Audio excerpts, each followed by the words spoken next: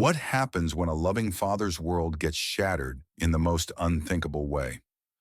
Marcus Washington was the kind of man every neighborhood needed, fixing porches for elderly widows, walking his 10-year-old daughter to school every morning with a smile that could light up the darkest Mississippi dawn. But on one ordinary Tuesday afternoon, when little Jasmine skipped to the corner store to buy milk for dinner, two 17-year-old boys from good families would destroy everything Marcus believed about justice and safety. What they did to his innocent daughter in that abandoned warehouse would break any father's heart. What Marcus did in response 3 days later would divide an entire town. Standing in that courthouse, this gentle man who'd spent his life helping others would make a choice that would either destroy everything he'd built or finally balance the scales of justice. You won't believe what happened when 12 white jurors had to decide if protecting your child is worth risking everything, and the verdict that followed would leave the entire courtroom speechless. You know what they say about being a black man in small-town Mississippi? They say you better learn to keep your head down, mind your own business, and pray the world leaves you alone. Well, I never was much good at following rules that didn't make sense. Name's Marcus Washington, and for 38 years, I've been that stubborn fool who still believes in doing right by folks, even when the universe keeps throwing curveballs at my head. Every single morning, I'd walk my precious daughter Jasmine to Jefferson Elementary, her tiny hand wrapped tight around mine, like she was holding onto a piece of heaven. That little girl had more wisdom packed into her 10-year-old brain than most adults manage to collect in a lifetime. Straight A student, sang in Reverend Thompson's choir like she had angels whispering harmonies in her ear, and possessed this magical ability to light up any room just by walking through the door. Jasmine was my heart walking around outside my chest, if you catch my meaning. Every dream I'd ever had, every prayer I'd whispered in the dark, every hope for a better tomorrow, all of it lived in that child's laughter. She wanted to be a doctor someday, planned to heal people and make the world a gentler place.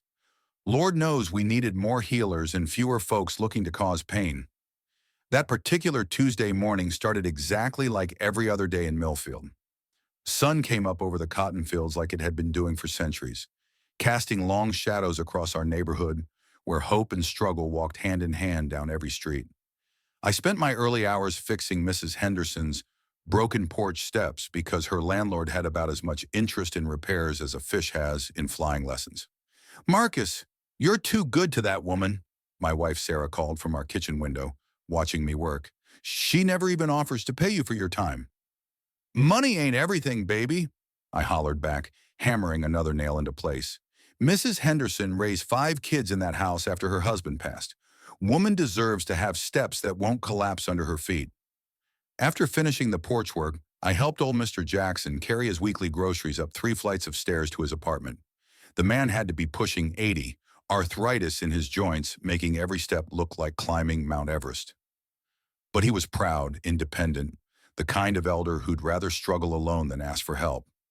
So I made it my business to be around when he needed assistance, pretending it was coincidence instead of concern. "You're a good man, Marcus," Mr. Jackson wheezed, unlocking his door with shaking hands. "Your daddy raised you right." "Just treating folks the way I'd want to be treated," I replied, though we both knew that philosophy didn't always work both ways in our corner of Mississippi. These hands of mine stayed plenty busy helping neighbors who looked like me, because experience had taught me that nobody else was lining up to offer assistance. We took care of our own because history proved that waiting for outside help was like waiting for snow in July. Possible, but not something you'd bet your life on. That afternoon, Jasmine bounced into our living room like she was powered by pure sunshine, school books tucked under one arm, and that $1,000,000 smile lighting up her face. The child had energy that could power half the county, and enthusiasm that made you believe the world really could be a beautiful place. "Daddy, can I walk to Miller's corner store by myself today?" she asked, practically vibrating with excitement. "I'm 10 whole years old now, and Mama needs milk for tonight's dinner. Please, please, please." Something cold wrapped around my chest when she asked that question. Call it father's intuition, call it paranoia born from living while black in the deep South. But that little voice in the back of my head started whispering warnings. Millfield wasn't the kind of place where black children could wander freely without consequences, especially not black girls who were growing into young women. But looking at my daughter's hopeful face, seeing how desperately she wanted to feel normal and independent and safe in her own hometown, I felt my resolve crumbling like a stale cookie. This child deserved to experience childhood without fear, deserved to walk to the corner store without her father's protection, deserved to believe the world was as beautiful as her 10-year-old heart imagined it to be. "All right, baby girl," I said finally, kissing her forehead while she squealed with delight. "But you listen to me real careful. Straight to the store, straight back home. No detours, no talking to strangers. And if anybody makes you uncomfortable, you run like your life depends on it." "I promise, Daddy," Jasmine practically sang, already heading for the door with $20 clutched in her small fist. "I'll be back before you can miss me." She skipped out that front door like she was heading to Disney World instead of Miller's Corner Store, her braids bouncing with each step, humming some songs she'd learned in choir practice. That image, my daughter disappearing around the corner, with joy radiating from every inch of her being, that's the last memory I have of my child being truly, completely happy. When my cell phone rang 2 hours later, Sarah's voice came through the speaker, sounding like it had been dragged through broken glass. "Marcus, you need to come home right now. Something terrible has happened to Jasmine. Something really, really bad." The drive home violated every traffic law in 3 counties. My truck barely touched asphalt as I flew through stop signs and red lights, heart hammering against my ribs like it was trying to escape my chest. The world outside my windshield blurred into meaningless colors while my mind conjured every parent's worst nightmare in vivid, horrifying detail. I found my baby girl on our living room couch, surrounded by Sarah's sisters and half the women from our church, wrapped in blankets that couldn't hide the bruises covering her arms and face. Blood stained her favorite yellow dress, the one she'd worn to school that morning because it made her feel pretty. Terror had replaced the light in her eyes, fear so deep and profound that it made my soul ache just looking at her. Two 17-year-old white boys, Tommy Ray Hutchins and Pete Walsh, had grabbed my daughter on her way back from the store, dragged her into that abandoned warehouse on the edge of town where broken dreams went to die. What they did to my 10-year-old child in that dark, forgotten place would haunt my nightmares for the rest of my natural life. The hospital became a blur of fluorescent lights and whispered conversations that stopped whenever I walked into a room. Doctors with serious faces and expensive degrees examined my daughter like she was evidence instead of a human being. Police officers took statements with the enthusiasm of folks ordering coffee, asking questions that made it sound like Jasmine had somehow invited this horror into her life.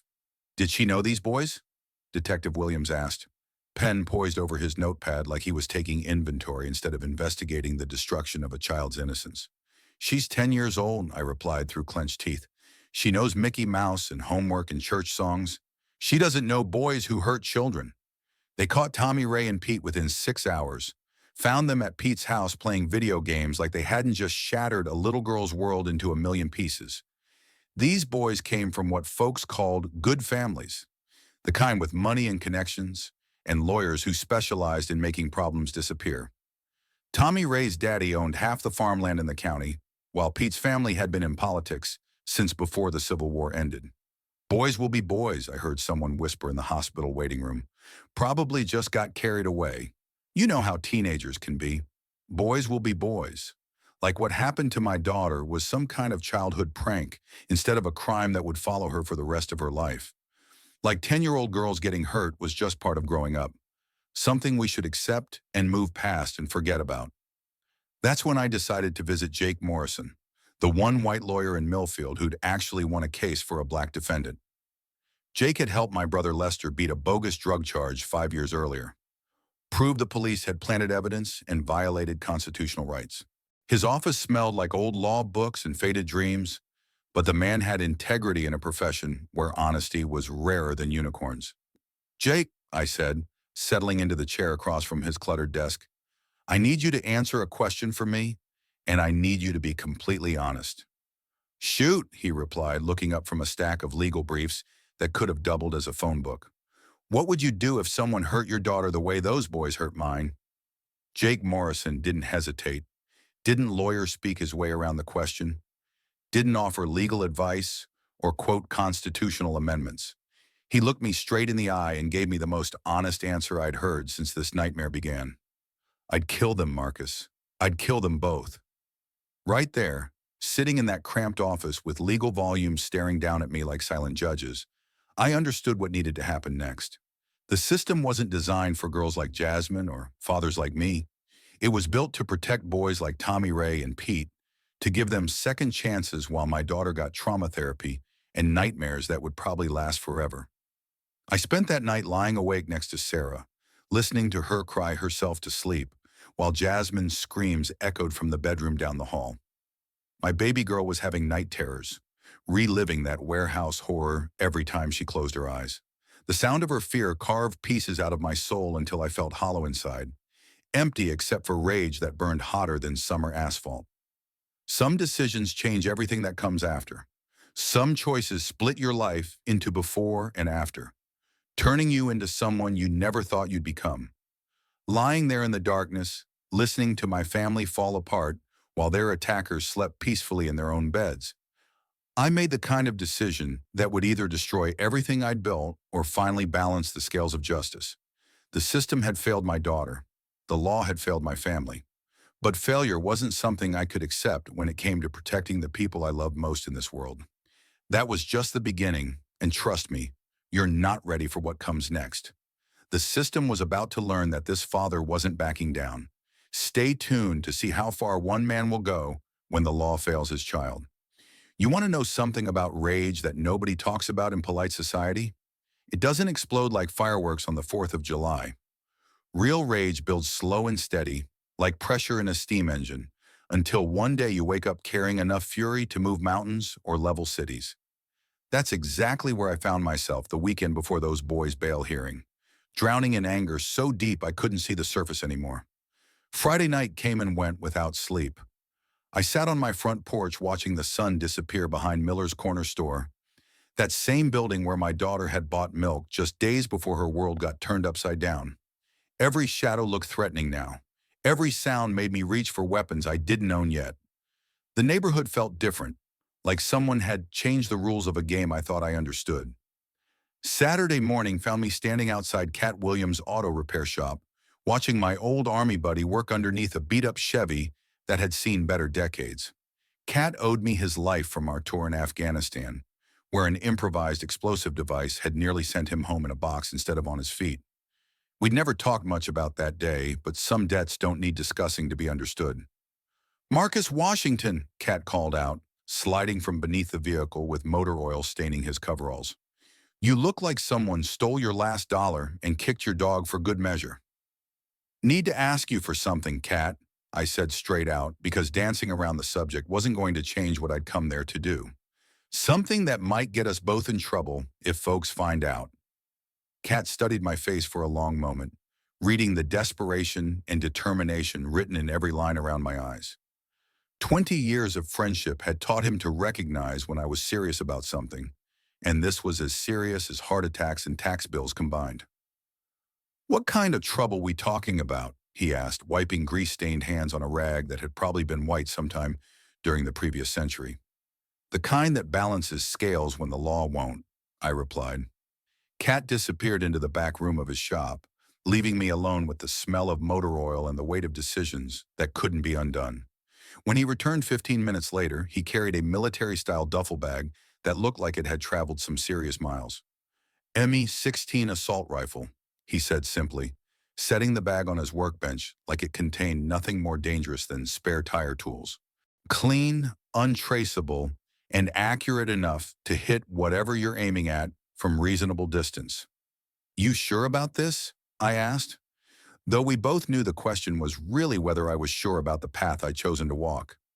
"My daughter's 15, Kat replied, understanding passing between us without need for further explanation. "If someone hurt her the way those boys hurt Jasmine, I'd want a friend who'd help me do what needed doing." Sunday passed like molasses in January. I attended morning service at Reverend Thompson's church, sat in the same pew where my family had worshiped for 15 years, and listened to a sermon about forgiveness that felt like salt in open wounds. The congregation surrounded us with love and support, but their sympathy couldn't fix what had been broken or heal what had been damaged. Jasmine stayed home that morning, afraid to leave the house, even for church. My little girl, who used to sing solos for the entire congregation, now jumped at shadows and cried when strangers looked at her too long. Watching her fear was like watching someone slowly poison everything beautiful in the world. Monday morning arrived gray and cold, like the sky itself was mourning what was about to happen. I sat in my pickup truck outside the Ford County Courthouse, watching expensive lawyers in $1,000 suits walk past families who couldn't afford justice. The whole system looked like a rigged carnival game where folks like me always ended up holding losing tickets. I'd spent the previous week studying that courthouse building like it was enemy territory, learning guard rotations and camera angles and emergency exits. 15 years working construction had taught me how buildings were put together, where the weak points were, how to move through spaces without being noticed. Funny how skills you develop to build things can also help you tear them down when necessary. The bail hearing started at 9 o'clock sharp, presided over by Judge Harrison, a man older than Mississippi mud and twice as stubborn. Tommy Ray Hutchins and Pete Walsh sat at the defendant's table with their high-priced legal team, looking bored and inconvenienced rather than remorseful for destroying a child's life. "Your Honor," said Martin Blackwood, Tommy Ray's attorney, "my client comes from a respected family with deep roots in this community. He's an honor student and star athlete with no prior criminal record. We request reasonable bail so he can continue his education while awaiting trial." Honor student, star athlete, respected family. Code words that meant white boy with connections in the special language lawyers used when they wanted to make criminals sound like choir boys. Nobody mentioned my daughter's name. Nobody talked about her honor roll certificates or her dreams of becoming a doctor. In their version of events, she barely existed at all. Judge Harrison set bail at $50,000 each, amounts their families could probably find in their couch cushions. Tommy Ray and Pete would sleep in their own beds that night, while my daughter woke up screaming from nightmares that painted her bedroom walls with terror. I waited in the courthouse bathroom until the building emptied, studying floor plans I'd memorized and timing security rounds that ran like clockwork. When the last janitor locked the doors and turned off the lights, I climbed out through a window that opened onto the alley behind the building. Tuesday morning brought the moment I'd been preparing for since Jake Morrison told me he'd kill anyone who hurt his daughter. I positioned myself behind the marble pillar in the courthouse corridor, duffel bag at my feet, heart hammering against my ribs like it was trying to escape my chest. When those courtroom doors opened and Tommy Ray Hutchins walked out with his lawyer and his smug expression, time seemed to slow down like honey dripping from a spoon. This boy had stolen my daughter's innocence, shattered her trust in the world, turned her childhood into a collection of traumatic memories that would follow her forever. Pete Walsh followed close behind, already talking about baseball practice and college applications like he hadn't just been granted bail for destroying a 10-year-old girl's life. These boys showed no remorse, no understanding of the magnitude of what they'd done, no recognition that their actions had consequences beyond inconvenient court dates. I stepped out from behind that pillar like Judgment Day itself had finally arrived in Ford County. "This is for Jasmine," I said, and the sound that followed echoed through that courthouse like thunder, announcing the arrival of a long overdue storm. Tommy Ray went down first, that arrogant expression finally wiped off his face by something more permanent than parental disappointment. Pete tried to run, but justice had been patient long enough, and there was nowhere left for him to hide from the consequences of his choices. Deputy Mills caught a stray round in the leg when he tried to play hero, which wasn't intentional, but sometimes innocent folks get caught in the crossfire when the system fails this completely. By the time the echoes faded and the smoke cleared, those two boys would never hurt another child, never steal another innocent moment, never walk free while their victims lived in fear. I didn't run from what I'd done, didn't try to hide or make excuses or blame anyone else for the choice I'd made. I simply dropped that rifle where it fell and walked home to my family, knowing full well that Sheriff Collins would be knocking on my door before dinner time. The news traveled faster than wildfire in August. By the time I reached my front yard, neighbors were gathering on their porches, some nodding approval, while others shook their heads in disapproval. My wife Sarah met me at the door with tears in her eyes and understanding in her heart. "They'll come for you now," she whispered, holding me tight like she could somehow protect me from what was coming next. "I know," I replied, breathing in the scent of her hair and memorizing the feeling of her arms around me. "But those boys got what they deserved, and maybe now Jasmine can start healing." 3 hours later, Sheriff Collins arrived with half the department, sirens wailing like they were responding to a terrorist attack instead of arresting a father who'd run out of legal options. I was sitting on my front porch playing checkers with my son Michael when they pulled up. Red and blue lights painting our neighborhood in colors of justice and consequences. "Marcus Washington," Sheriff Collins said, hand resting on his service weapon like I might sprout wings and fly away. "You're under arrest for the first-degree murder of Tommy Ray Hutchins and Pete Walsh." "They got what was coming to them," I told him, standing up slowly with my hands visible and my conscience clear. "And if you had daughters, Sheriff, you'd understand exactly why." The handcuffs felt heavier than they should have, weighted down with the gravity of choices that couldn't be undone, and consequences that would ripple through our community for years to come. But walking to that police car, I felt something I hadn't experienced since my daughter came home, broken and bleeding. Peace. The town exploded faster than dynamite in a mine shaft. Black folks were calling me a hero. Finally, someone had stood up to a system that protected predators and blamed victims. White folks were screaming about law and order, conveniently forgetting that their version of order had failed my daughter when she needed protection most. Television news trucks rolled into Millfield like an invading army, turning our pain into entertainment for people eating dinner in front of their televisions. Every reporter wanted to know if I was sorry, if I regretted what I'd done, if I understood the gravity of taking the law into my own hands. Sorry. The only thing I regretted was that it had taken this long for someone to make those boys pay for what they'd done to my child. This is where everything goes completely sideways. The Klan is mobilizing, the town is ready to explode, and one father's quest for justice is about to tear Millfield apart. You definitely don't want to miss what happens when a rigged system finally meets someone who refuses to play by their rules. County lockup wasn't the worst part of this whole nightmare. It was watching my community tear itself apart while I sat helpless behind steel bars. The Klan crawled out from whatever rocks they'd been hiding under like cockroaches when the lights go out, led by Bobby Ray Hutchins, Tommy's older brother, who had about as much sense as a box of hammers and twice the hatred.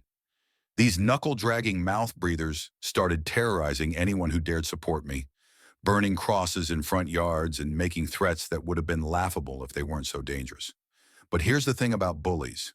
They only pick fights they think they can win, and our community was done being anybody's punching bag.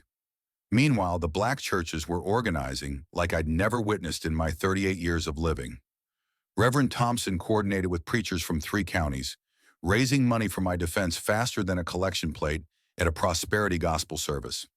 Every day, hundreds of folks gathered outside the courthouse carrying signs that read, "Justice for Jasmine" and "Protect our children." Words that meant more than any legal document ever could. Jake Morrison was fighting an uphill battle against a system designed to crush men who looked like me. The man was working 18-hour days, surviving on coffee and determination, while death threats poured into his office like rain during hurricane season. Someone had burned a cross in his front yard, forcing him to send his wife and daughter to stay with relatives in another state. "We're going with a temporary insanity defense," Jake explained during one of our meetings in the cramped jail conference room. "Extreme emotional disturbance caused by discovering what happened to Jasmine." "You calling me crazy?" I asked, raising an eyebrow at this white boy who was risking everything to defend me. "I'm calling you a father who reached his breaking point when the system failed his child," he replied without hesitation. "There's a big difference between crazy and pushed too far." Judge Omar Franklin was older than courthouse steps and twice as unmovable. This fossil had been presiding over Ford County cases since before civil rights were fashionable, and he wasn't about to start showing mercy to black defendants now. He refused to move the trial to a county with more diverse population, even though everyone knew I'd never get fair treatment from an all-white jury in Millfield. The trial started on a Monday that felt like the beginning of the apocalypse. National Guard troops lined Main Street because tensions were running higher than summer temperatures, with enough firepower between the opposing sides to level half the downtown district. Black folks gathered on one side of the courthouse steps, Klan members assembled on the other, and the space between them crackled with electricity that could have powered the whole county. Jury selection went exactly as I'd expected. 12 white faces staring at me like I was something they discovered stuck to the bottom of their shoes. Jake fought hard during voir dire, challenging potential jurors who admitted they'd already made up their minds about my guilt. But in Millfield, this was about as diverse as juries ever got. These 12 people would decide whether a black father had the right to seek justice when the legal system abandoned his child. They'd determine if protecting your family was worth risking everything you'd built over a lifetime of hard work and careful living. The prosecution painted me as a cold-blooded killer who'd taken the law into his own hands like some kind of Wild West vigilante.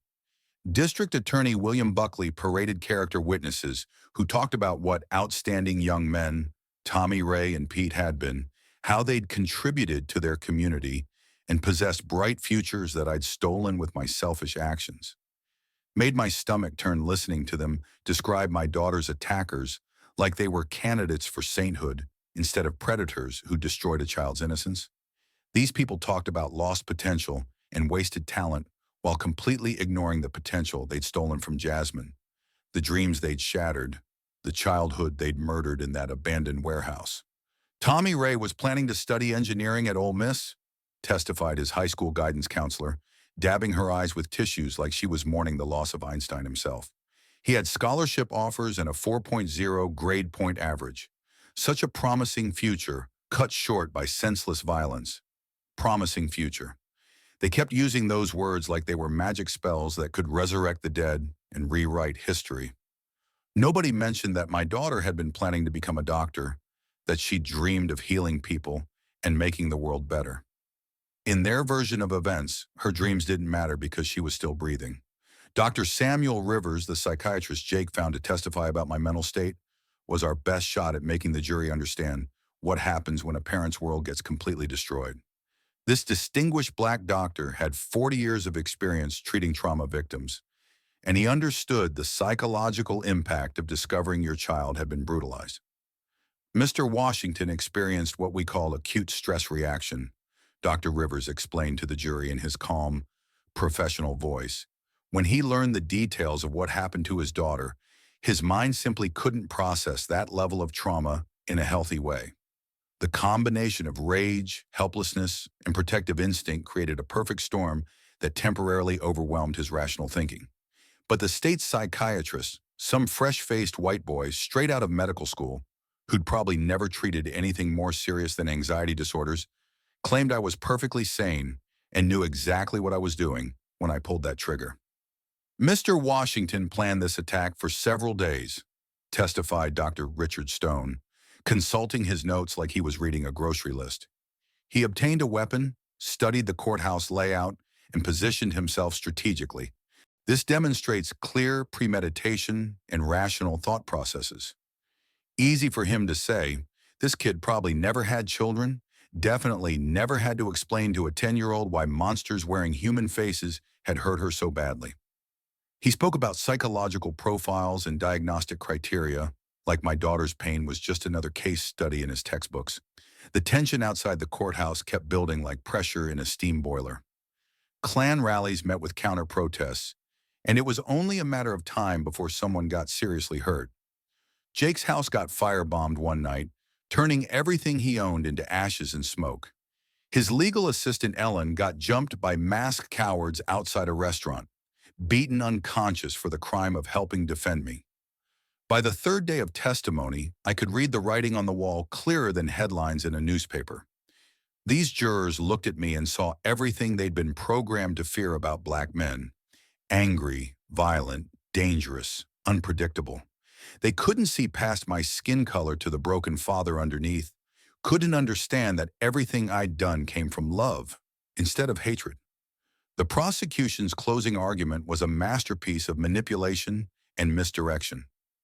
Buckley stood before that jury and painted a picture of lawless chaos, of what would happen if every parent decided to take justice into their own hands instead of trusting the legal system. "Ladies and gentlemen," Buckley declared, with the passion of a revival preacher, "we cannot allow vigilante justice to replace our courts and our laws.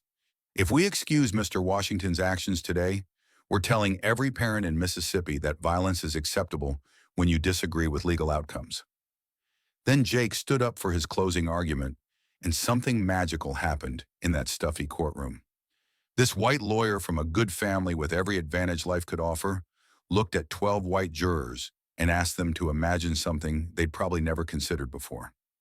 "I want you to close your eyes," Jake told them, his voice carrying the weight of absolute truth, "and picture a 10-year-old girl walking home from the corner store. Imagine her excitement about helping her mother prepare dinner, her trust in the world around her, her complete innocence about the evil that exists in some people's hearts." He described what happened to Jasmine in detail that made grown men reach for handkerchiefs and women cover their mouths in horror. Talked about the physical trauma, the psychological damage, the nightmares that would follow her for years to come. The courtroom fell silent except for the sound of people crying and hearts breaking in real time. Then Jake delivered the punch that changed everything, the words that would either set me free or seal my fate forever. "Now I want you to imagine that little girl was white and her attackers were two black teenagers from the wrong side of town. In that scenario, would any of you question a father's right to seek justice when the system failed his child so completely?" The silence that followed stretched longer than eternity. Every person in that packed courtroom knew the uncomfortable truth. If the races had been reversed, I'd already be receiving medals instead of facing execution. If Jasmine had been white and her attackers black, there wouldn't have been any trial because those boys would have been lynched before they made it to county lockup. The jury deliberated for 3 days while Millfield held its collective breath. Protests continued outside, but something fundamental had shifted in the atmosphere. Even some white folks were starting to question whether justice really was colorblind in Ford County, whether the scales of law truly balanced equally for everyone. Friday afternoon arrived like salvation itself. The jury returned to their seats, looking exhausted and emotionally drained from wrestling with questions that had no easy answers. Foreman Robert Henderson stood up slowly, paper trembling in his weathered hands, and looked directly at me for the first time since this whole circus began. "We find the defendant not guilty by reason of temporary insanity," he said, and those words hit that courtroom like lightning striking a church steeple. The explosion of emotion that followed could have been heard 3 counties away. Black folks were crying and praising God and hugging each other like we'd just witnessed the second coming. Some white folks sat in shocked silence, while others nodded slowly like they'd finally understood something important about justice and fathers and the lengths people go to protect their children. I just closed my eyes and thanked whatever higher power had finally decided to show up for my family after all these months of suffering and fear. Walking out of that courthouse a free man, I saw Sarah and Jasmine waiting for me on the steps, surrounded by hundreds of supporters who'd never stopped believing in our cause. My daughter ran into my arms like she used to before the world taught her to be afraid, and for the first time in months, she looked like a child again instead of a victim. "Daddy," she whispered against my chest, "are the bad men really gone forever?" "Yes, baby girl," I replied, holding her tight enough to protect her from every evil thing in the world. "They can't hurt you anymore." Jake Morrison approached as reporters shouted questions, and camera flashes turned the courthouse steps into a lightning storm of media attention. This white boy had risked everything to defend me, lost his home, and nearly lost his life in the process. "Justice isn't perfect, Marcus," he said, shaking my hand like we were old friends instead of lawyer and client. "But sometimes it shows up exactly when you need it most." Looking back now, I understand that what I did was legally wrong in the eyes of the law. But when the system fails your child, when legal justice becomes a cruel joke, sometimes a father has to become the justice his family deserves. Those boys got exactly what they had coming, and my daughter got to see that someone would fight for her when it mattered most. Some people called me a vigilante that day. Others called me a hero. Truth is, I'm just a father who loved his daughter enough to risk everything when she needed me most. And given the same choice tomorrow, I'd walk that same path again without hesitation. Because that's what fathers do. We protect our children, even when it costs us everything we've built. Even when the whole world says we're wrong. Even when justice wears our face instead of a judge's robe.